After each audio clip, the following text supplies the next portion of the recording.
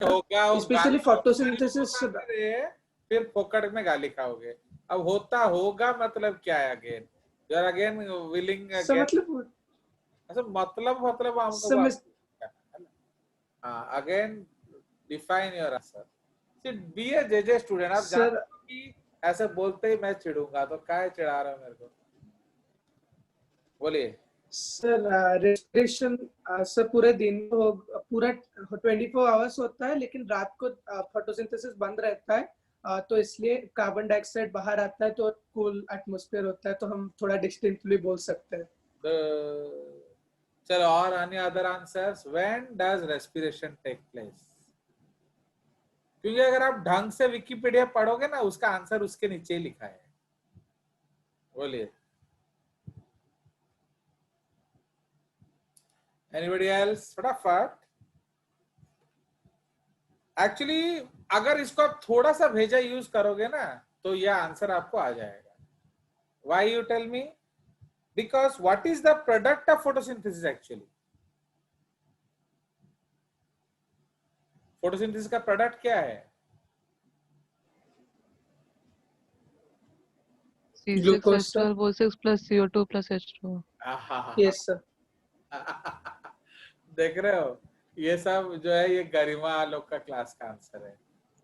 I would have appreciated Garima if she had answered this, but you are not Garima actually. अब सुनिए, चलो ठीक है, I will buy your answer. Okay? अगर सिर्फ glucose बनता है तो how is starch made? Where is starch made? Where is proteins made? Where is fats made? तो देख रहे हो, तो एक्चुअली देखो कितना डेफिशिएंसीज है एजुकेशन में, जबकि ये सब आप ऑलरेडी जानते हो, कितना कितना इंस्टीट्यूट में पढ़ लिया हो आप लोग अभी तक। But actually during the day plant is photosynthesizing. तो what is the end product of photosynthesis? You know it is starch. तो जब आपका फोटोसिंथेसिस हो रहा होता है, प्लांट स्टार्च को स्टोर करते हैं in the starch grains in the chloroplast itself.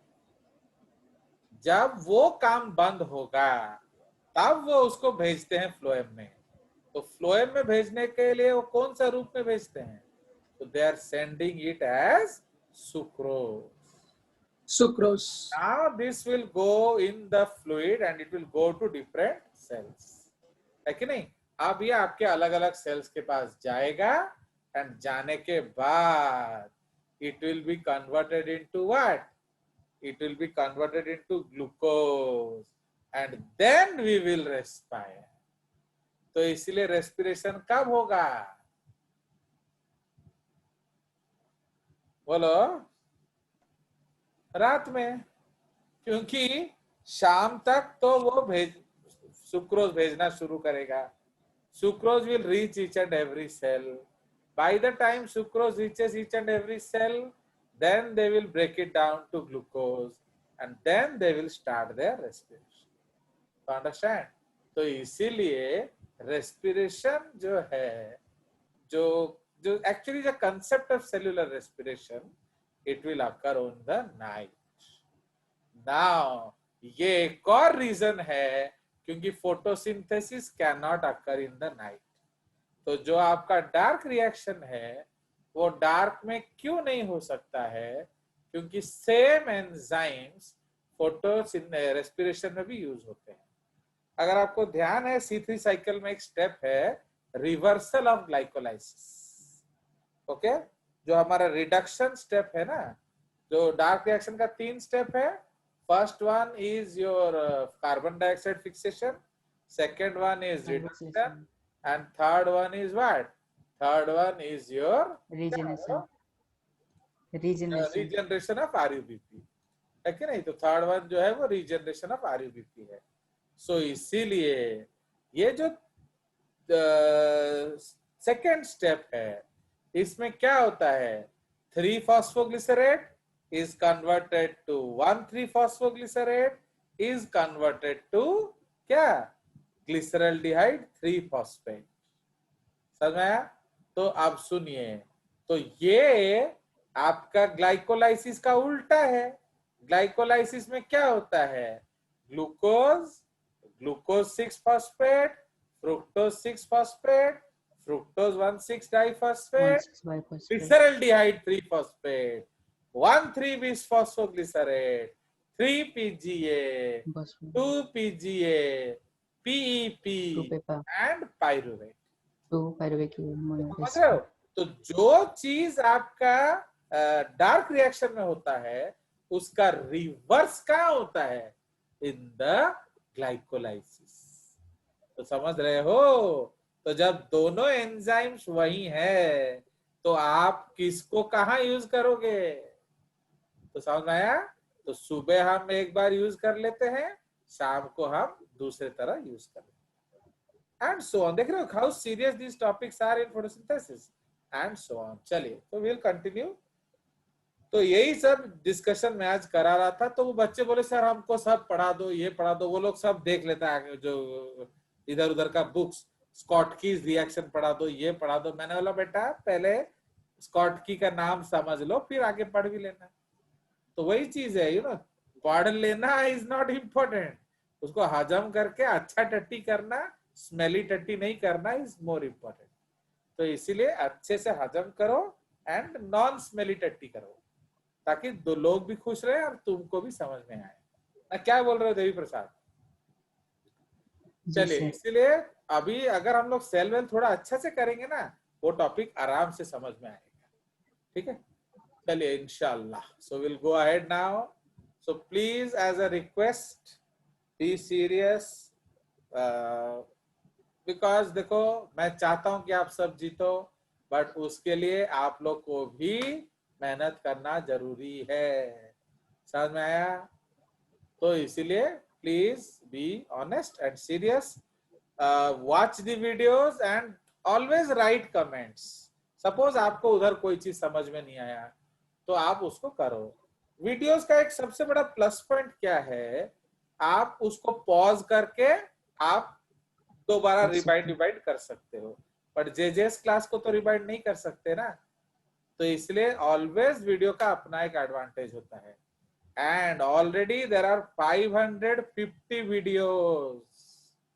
इसका मतलब अगर आप इज्जत से केवीपीआई की तैयारी कर रहे हो ना तो आपके लिए काफी माल वहां रखा पड़ा है, एंड आप बेकार में काजू किशमिश सब खा रहे हो बैठ बैठ के, है कि नहीं? Sir forget Chinese and go for Indian. हाँ बोलो। सर आपका तो फिर बहुत सारा प्राइवेट में है क्योंकि हमको सिर्फ 460 वीडियोस दिखता है सर। प्राइवेट में जो है वो जानबूझ के मैंने रखा हुआ है, बट अगर आप चाहो तो मैं रिलीज कर दूंगा। जनरली इसे भी तुम लोग का जो कंटेंट है ना वो मैं प्राइवेट ही करना चाहता हूँ, बिकॉज यू आर पेइंग माल। आप लोग पैसा देके एक्स्ट्रा पढ़ रहे हो तो why somebody should get it for free. तो इसलिए बहुत सारा चीज जो क्वालिटी टॉपिक्स होता है ना मैं उसको हाइड कर देता हूँ। वो सिर्फ उसी को दिखेगा जिसके पास पासवर्ड होगा या जो की होगा। सब देख रहे? Suppose you have lost the key, you can again ask it from me. इसलिए जब भी मैं आपको कोई लिंक्स भेजू ना आप हर समय लैपटॉप अगर यूज करते हो उस लिंक को सेव कर दो एंड उसको लिख के, ताकि आप उसको दोबारा यूज कर सकते हो। चलिए सो लाइक दैट। फिर भी देखो 465 वीडियोस कम थोड़ी होता है, and you will be proud to know that there are so many good teachers जिनका खुद भी बहुत बड़ा बड़ा चैनल्स है, वो लोग भी देखते हैं my channel. Okay, and one of the teachers has written that you are the best zoology teacher in YouTube. आप देख सकते हो, फीडबैक्स लिखा हुआ होता है। चलिए, so I don't want those comments, but मतलब क्या मालूम है, हम सबको लग पड़ के जीतना है, क्योंकि जीतने का सपना देखना है वो आप देख चुके हो। अब सपना को थोड़ा अपना बनाओ, समझ रहे हो? Work hard and see that you win, that is more important. चलिए, तो अब जैसे हम लोग आज एक टॉपिक डिस्कस कर रहे हैं, cytoskeleton cilia flagella. Very very very very important topic, क्योंकि देखो एक छोटा सा डिजीज होगा आप बाप नहीं बन पाओगे। Okay, the boys will never become fathers and the girls will never become mothers if your cilia does not work. तो समझ रहे हो? Can you justify why I used boys and girls? Priyanka, I am seeing you. So can you justify? मैंने ऐसा क्या चीज है girls का जो सिलिया के यूज होने से पता चलेगा कि हम गर्ल हमारा बच्चा होगा कि नहीं? बताइए. Can you get? The transfer of हाँ बोलो बोलो बोलो.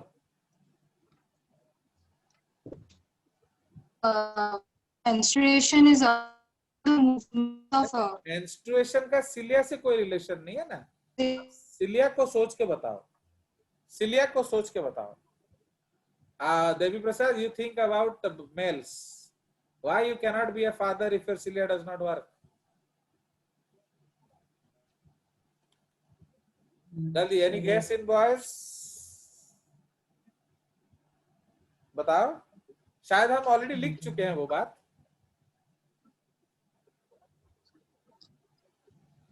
आद्या, any guess? आत्मन, ये सब सर टॉपिक फीमेल्स में है क्या है बताओ. फीमेल्स में सर फैलोपियन ट्यूब सिलिएटेड होता है जिसके वजह से स्पर्म Yes. पहुंच पाता है वहां तक. आपका जो स्पर्म्स है उसके उसका मूवमेंट जो है वो एटलीस्ट फैलोपियन ट्यूब फैसिलिटेट करता है. now, but इसमें again Ardhya has told a wrong thing. Sperm is not helped by the cilia of the fallopian tube. तो समझ रहे हो? तो fallopian tube किस चीज में मदद करता है? The baby movement. तो जो जाइगोट को जो आपका जाइगोट है फैलोपियन ट्यूब से नीचे आएगा एंड यूट्रस में इम्प्लांट करेगा. इसके लिए आपको सिलिया चाहिए. समझ में आया? सो इसलिए why you can not be a mother, because आपका मिसकैरेज हो जाएगा. Okay, the egg will be lost, it can not be implanted. Now sperms में जो टेल होता है दैट इज अ फ्लैजेला. तो अब फ्लैजेला अगर मूव नहीं करेगा तो how the sperms will move? So that is called immotile sperm syndrome, and that is a cause of sterility. मतलब आप बाप नहीं बन सकते because आपको कम से कम एक स्पर्म को तो हिलाना पड़ेगा कि नहीं.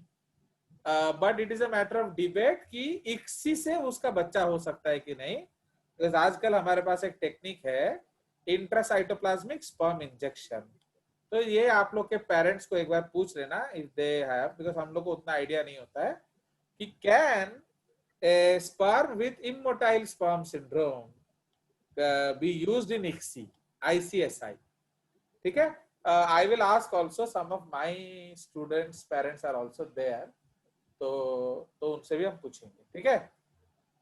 देख रहे हो? तो इसलिए ये आपका सिलिया फ्लैजेला का कंसेप्ट है. Very very beautiful simple things. ठीक है.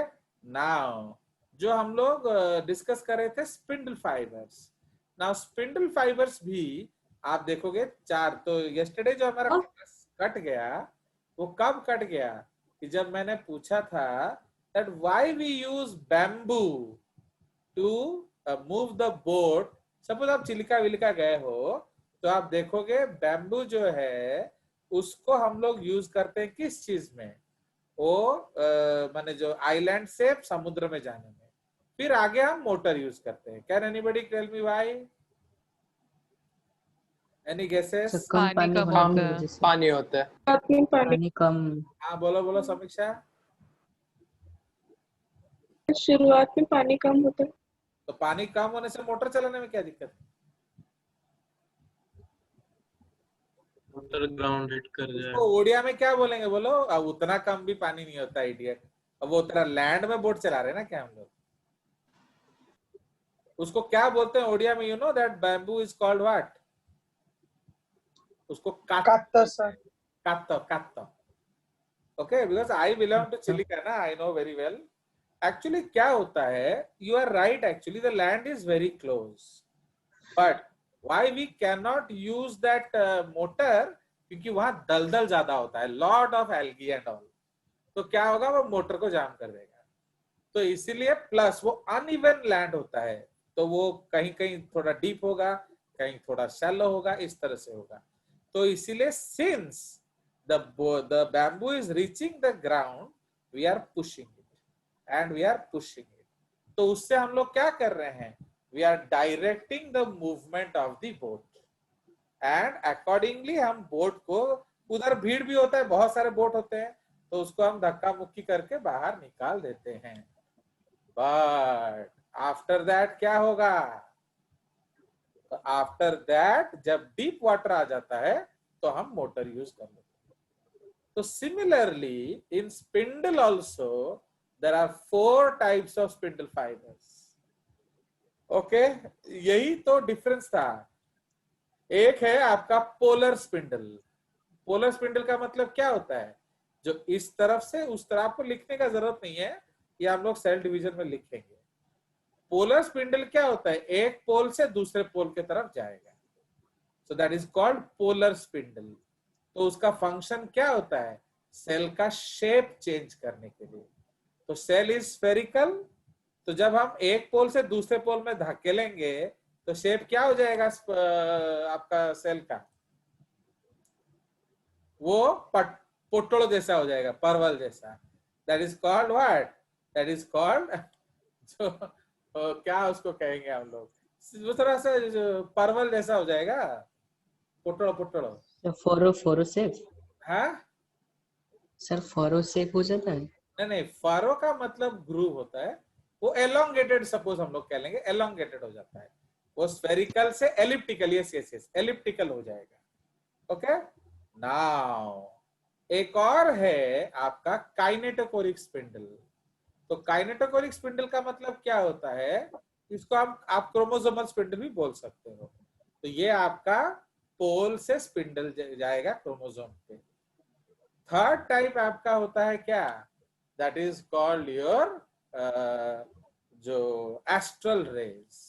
तो एस्ट्रल रेज क्या करते हैं जानते हो, ये आपका जो स्पिंडल बॉडी को घुमा, जो आत्मन जिस क्वेश्चन से स्टार्ट किया वो उसका आंसर है।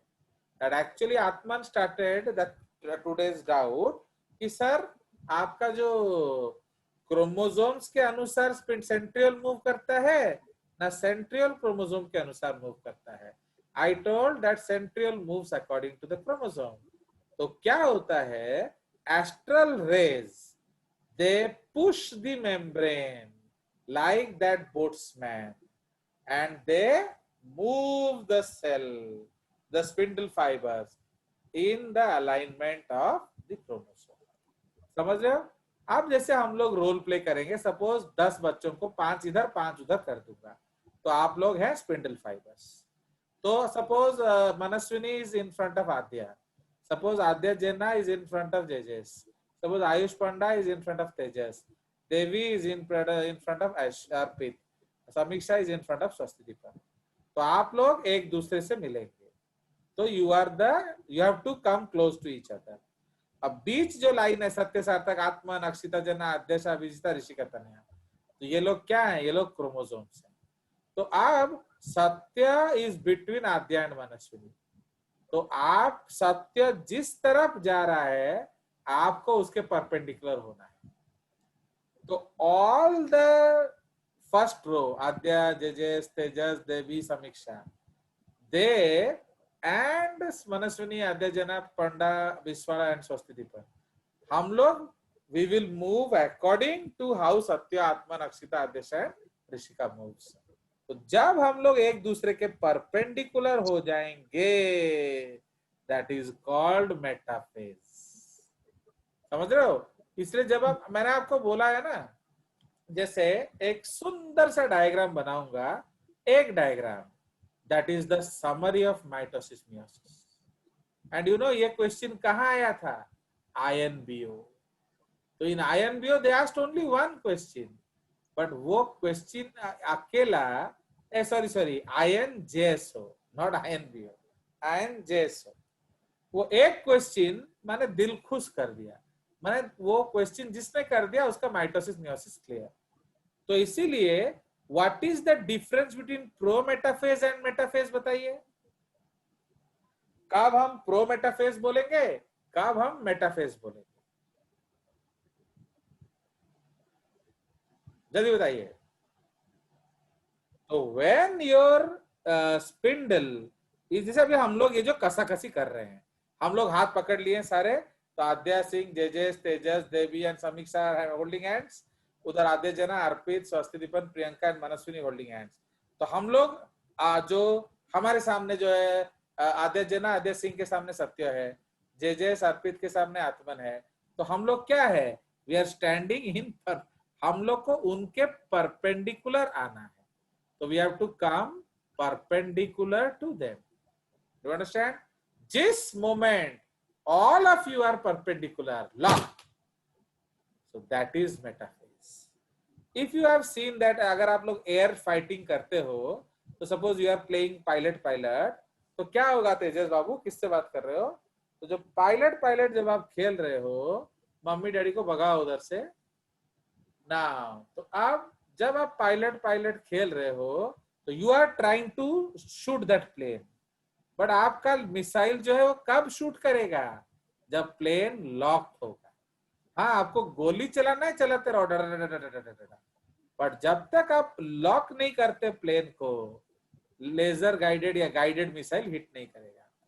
सपोज आपने प्लेन को लॉक कर दिया, अब वो प्लेन जहां जाए उसके पीछे पीछे उसका बीवी जाएगी। कौन? मिसाइल। तो समझ रहे हो? तो इसीलिए now you are trying lock, आप लॉक करने की कोशिश करो, मिस कर रहा है, आप लॉक करने की कोशिश करो, वो मिस कर रहा है, I did it, no he missed, locked, ten, जैसे तुम लॉक कर दोगे तो इमीडिएटली उसको भी सिग्नल मिल जाता है कि हिज प्लेन इज लॉक। अब वो फटने वाला है, अब बेटा जो करना है कर लो। तो वो कोशिश करेगा, बिकॉज नाउ जो मॉडर्न एयरप्लेन्स हैं उसमें एंटी मेजर्स भी बहुत सारे होते हैं। So try to save your ass. If you can, you will be saved. Otherwise, you will die. So just like that. Okay. तो इसलिए जिस मुहूर्त all the chromosomes are perpendicular to the spindle apparatus, metaphase is locked. उसी तरह जब centromere split हो गया तो क्या होगा? Anaphase is started. अब आपका खिंचना शुरू होगा। And so on, there are so many beautiful concepts. Okay, तो यही चीज जो है मजा है। You she always enjoy biology. जो बायोलॉजी पढ़ता है ना उसको बायोलॉजी नहीं आता है। चलिए, सो विल गो अहेड। तो yesterday we were discussing that, we are discussing the concept of centriole. तो आज हम लोग डिस्कस करेंगे उसी का एक extension, that is called basal body, cilia and flagella. Okay, चलिए, सो थोड़ा लिख लिया जाए। Now let us write something. So we will go to the next topic. So that next topic is what? वो हमारा है, तो we will talk about basal body because we have talked about your centriole, and अब हमारा जो main काम है that is basal body. तो इसलिए one of the main function of cilia flagella is called formation of basal body. ठीक है, चलिए, so let us write it. So basal bodies, और इसको हम लोग क्या लिखेंगे? सपोज बी, बेसल बॉडीज और काइनेटोसोम्स और ब्लेफरोप्लास्ट और बेसल ग्रैन्यूल्स। ठीक है, सो इसीलिए these are found in eukaryotic cells, है कि नहीं? तो ये आपका यूकैरियोटिक सेल्स है, and okay, eukaryotic cells bearing cilia and flagella embedded in the outer part of chalo. Now they resemble in structure and chemical composition with centrioles. Now they help in the formation of cilia and flagella. ठीक है, तो इसलिए basal body क्या होता है? It is also referred to as the mother of the cilia और flagella. ठीक है, तो उसको सिलिया फ्लैजेला का मदर भी हम लोग बोलते हैं। Understood? So this is the concept. Now तो अब हम लोग डिस्कस करेंगे actually what is your cilia flagella.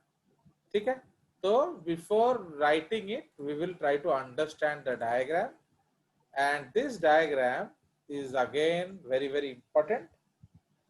तो इसको थोड़ा ध्यान दिया जाए। Are you able to see this photograph? Yes, sir. Yes, Now, Yes. sir. मैं आपको longer view दिखा रहा हूँ, and this photograph is from Gerald Karp, one of the best books in the whole world in cell and molecular biology. तो देख रहे हो, तो ये आपका बेसल बॉडी है। तो इसमें हर चीज को ध्यान दो। यहाँ देखिए आपका 3 फाइबर हो गया। तो can we name the 3 fibres? बोलिए, क्या हम फाइबर्स को नेम कर सकते हैं? यस सर, ट्रिपलेट्स हैं ए बी सी। तो ए Yes. बी सी माने स्टार्टिंग फ्रॉम मिडिल, ना आउटसाइड। ए बी सी।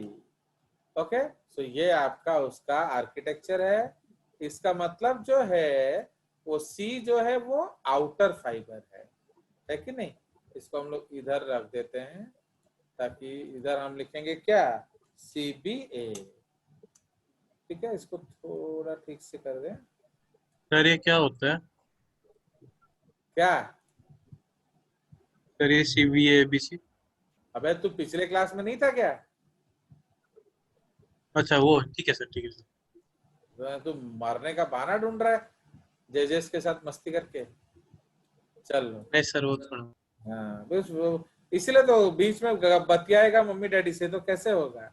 आपका फोकस हर समय क्लास में होना चाहिए। No mummy no daddy is allowed into the classroom. Classroom is a sanctum sanctorum, please remember.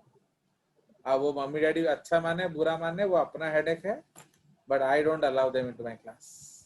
अब ये देखिए, ये पेरिफेरल ट्रिपलेट्स है, देख रहे हो? तो ये आपका वही एबीसी है। तो always remember the outer fibre is actually see. ये आपको ध्यान में होना चाहिए दैट आउटर फाइबर जो होता है वो सी होता है। क्लियर? नाउ अब जैसे जैसे ऊपर आ रहा है आप क्या देख रहे हो? The C fibre is lost.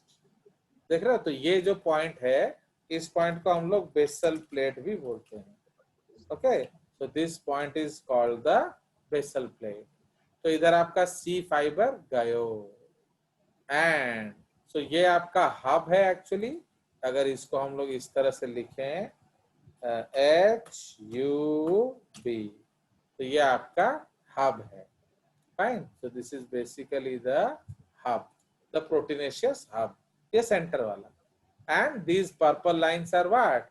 These purple lines are called spokes. Spokes. आपका जो बेसल बॉडी है, this is equal to what? This is equal to आपका क्या कह सकते हैं हम? It is equal to your centriole. तो इसका हम एक फोटोग्राफ खींचेंगे, फिर आगे चलेंगे। नाउ अब थोड़ा सा ऊपर जाया जाए। सो नाउ ये आपका बेसल प्लेट रीजन है। तो बेसल प्लेट रीजन में कौन कौन सा फाइबर बच गया फिर बताओ? सिर्फ A and B. A and B. तो ये आपका बच गया ए एंड बी। तो हु इज लास्ट? तो A and half and C. Your C is last. Okay, तो टेक्निकली जो पेरिफेरल फिलामेंट्स में सी लॉस्ट है एंड बीच में सेंट्रल सिंगलेट्स भी लॉस्ट है। So that is called the hub. अब Adya my dear, you know why Yes, I sir. Love this book? आपको पता चला, आप बोलोगे सर जेजेस बोल दिया इतना बड़ा बुक है दुनिया में। क्यों मैं इस बुक को प्यार करता हूँ पता है? इसको थोड़ा मैं बड़ा करने का कोशिश कर रहा हूँ। Now suppose, now if I think it is big enough, now can you calculate the spokes? देखो लाइट ब्लू वाला कैलकुलेट करो। 1 2 3 4 5 6 7 8 9 10 11। एंड अगर इसको कैलकुलेट करोगे ना तो ये 13 होगा। You see how precise they have made the diagram. उन्होंने ध्यान दिया है कि माइक्रो जो सब फिलामेंट भी एग्जैक्ट होना चाहिए, प्रोटोफिलामेंट्स। एंड इसीलिए मैं इस किताब का इज्जत करता हूँ। तो इसलिए बेसल प्लेट में आप क्या देख रहे हो?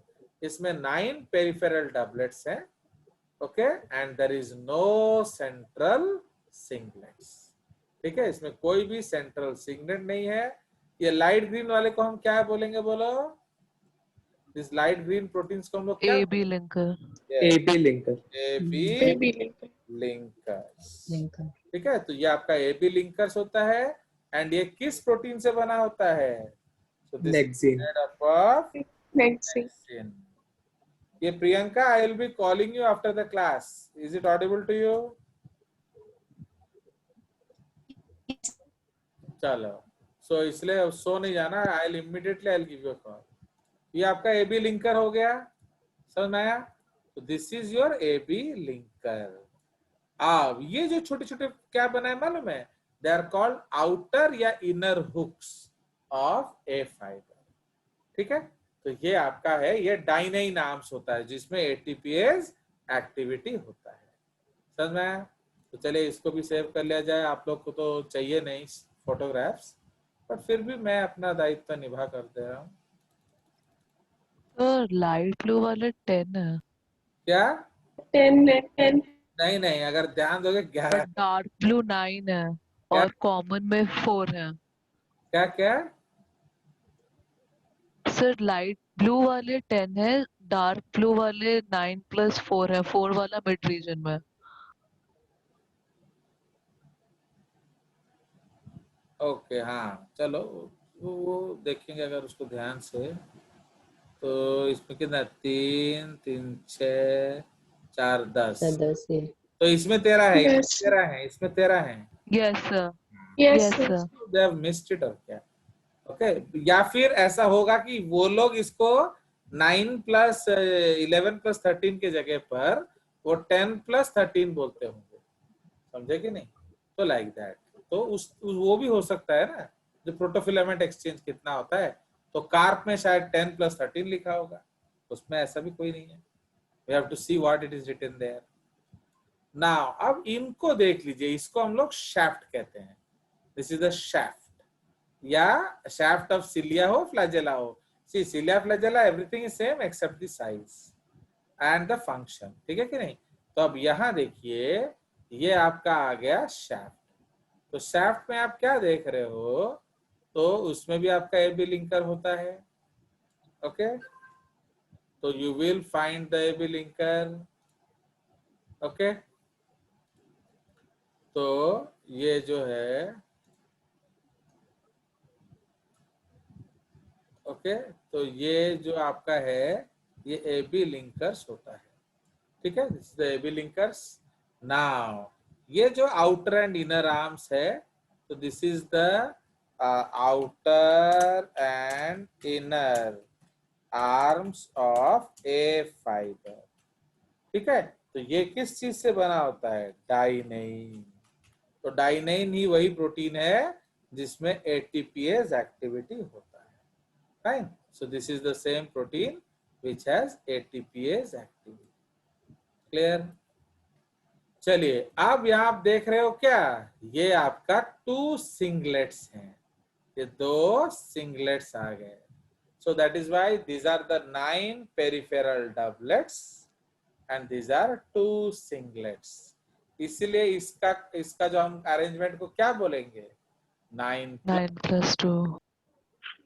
बट अब अगर आप एग्जैक्टली इस टिप को देखोगे, सपोज हम लोग इस टिप से क्रॉस सेक्शन करेंगे, तो यहाँ आपको क्या मिलेगा? Suppose we cut it like this, तो what are you getting? How many peripheral doublets? None. 0. And how many central singlets? Singlet 2. 2. तो इसलिए उसको 2. 0+2 अरेंजमेंट है।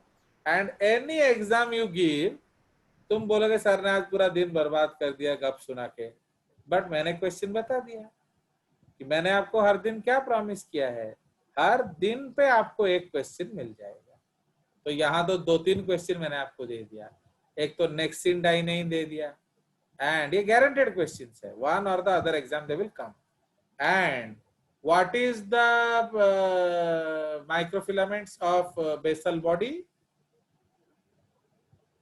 जल्दी बताओ, कट जाएगा अभी।